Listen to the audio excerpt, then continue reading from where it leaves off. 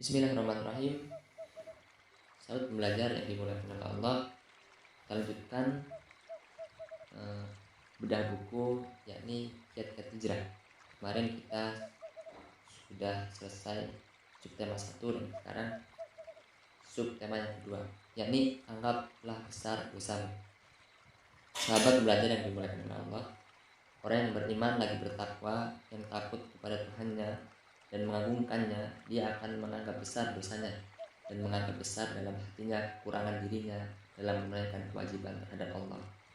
Sejauh mana keimanan seorang dan pengagungannya kepada Allah, sejauh itu dia menganggap besar kemaksiatan dan dosanya.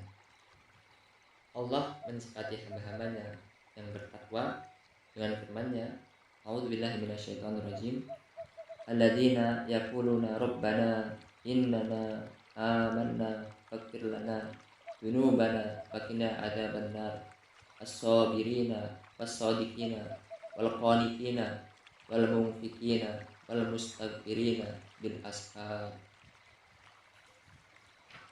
yaitu orang-orang yang berdoa, wahai Tuhan kami, sesungguhnya kami telah beriman, maka ampunilah dosa-dosa kami dan lindungilah kami dari azab neraka. Juga orang-orang yang sabar, orang-orang yang benar, orang-orang yang taat, orang-orang yang menginfakkan hartanya, dan orang-orang yang memohon ampunan pada waktu sahur sebelum fajar. Quran Surat Ali Imran ayat 16-17. Sedemikian rupa ketakwaan, ibadah, infak dan qiyamul lail yang mereka lakukan, tapi dia tetap beristighfar kepada Allah. Bagaimana dengan kita, sahabat pembelajar, yang dimana menganggap remeh dosa dengan ibadah yang pas-pasan dan bahkan kurang?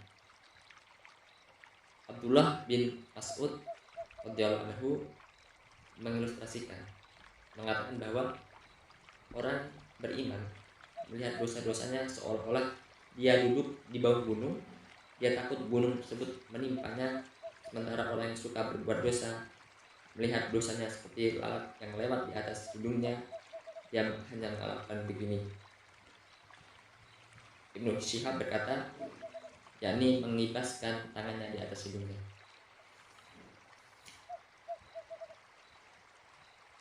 Pernah suatu ketika Umar bin Al-Khattab radhiyallahu anhu menemui Abu Bakar As-Siddiq radhiyallahu anhu dalam keadaan memegang lidahnya sambil berkata dan mengatakan, lisanku inilah yang membawaku kepada tempat-tempat binasaan. Bagaimana dengan kita, para sahabat belajar, yang dimana kita sering melakukan dosa, bahkan kita dengan mudahnya berdusta, berbohong, bahkan bercanda dengan berbohong, itu tidak dibenarkan.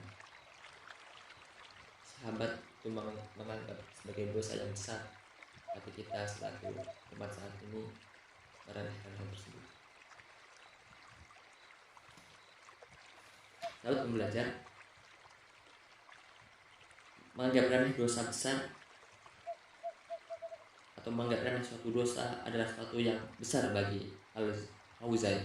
Dia mengatakan, dikatakan termasuk dosa besar adalah apabila seorang melakukan dosa kecil tapi dianggap remeh.